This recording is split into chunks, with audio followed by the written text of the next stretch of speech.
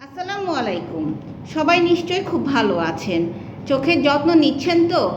একজন চক্ষু বিশেষজ্ঞ হিসাবে আমার দায়িত্ব আপনাদের চোখের কি অবস্থা আছে সেটার খবর নেওয়া। তাই আমি আমার কাজ দিয়ে, আমার অভ্যেস দিয়েই আর কি ভিডিওটা আরম্ভ করছি।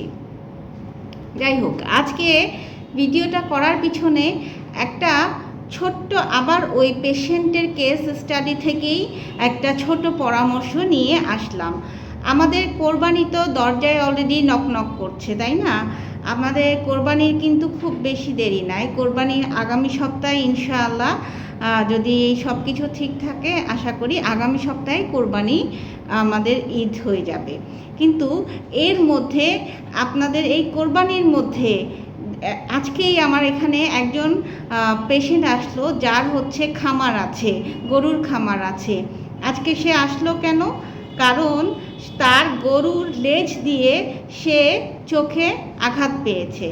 আঘাত পেয়ে তার যে চোখের সামনে যে আমাদের যে কাঁচের মতন, বারবার বলি যে কাঁচের মতন যে অংশ, যেটাকে আমরা কর্নিয়া বলি, সেই জায়গাটা একটা অংশ ছিঁড়ে গিয়েছে।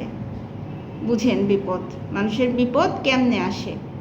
সে আঘাতটা গতকালকে পেয়েছে এবং সে গতকালকে অতটা খেয়াল করে নেই, বারবার চোখে পানি দিয়ে সে ধুয়েছে এবং যে সে গতকালকে রাত্রে নাকি প্রচণ্ড পরিমাণে, যেহেতু ওই জায়গাটা ছিঁড়ে গিয়েছে, হ্যাঁ, প্রচণ্ড পরিমাণে তার ব্যথা অনুভূতি হয়েছে, চোখ লাল হয়ে গিয়েছে, চোখ থেকে পানি পড়ছিল।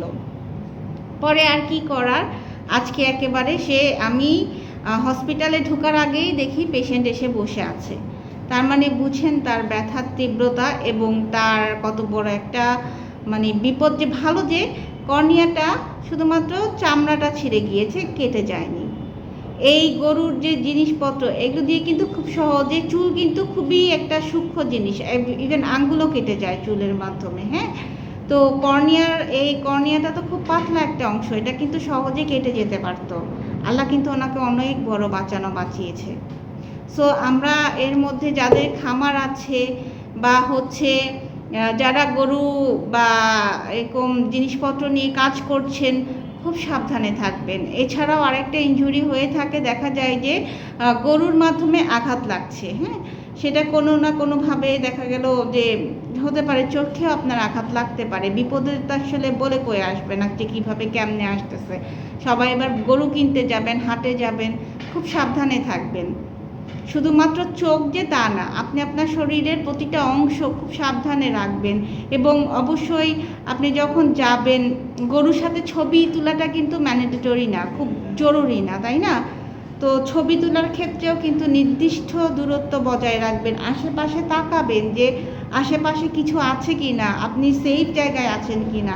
নিজের সেফটি কিন্তু খুব বেশি জরুরি, কারণ এখন গরু থাকবে, গরুর শিং আছে, শিং দিয়ে আপনি আঘাত লাগতে পারে, যে কোনো কিছু দিয়ে যে কোনো কিছু ইনজুরি হতে পারে। শুধুমাত্র যে চোখ ইনজুরি হবে তা না, আপনার ফুল বডিতে যে কোনো কিছু হতে পারে, আপনি পিছলে যেতে পারেন, অনেক কিছু হতে পারে। তাই প্লিজ দয়া করে অবশ্যই সাবধানে থাকবেন। একটু সতর্ক করে দেওয়াটাই মনে হলো বুদ্ধিমানের কাজ হবে, তাই একটা ছোট ভিডিও করে দিলাম। ভালো থাকবেন, সুস্থ থাকবেন, আপনার নিজের চোখের যত্ন নেবেন। ধন্যবাদ।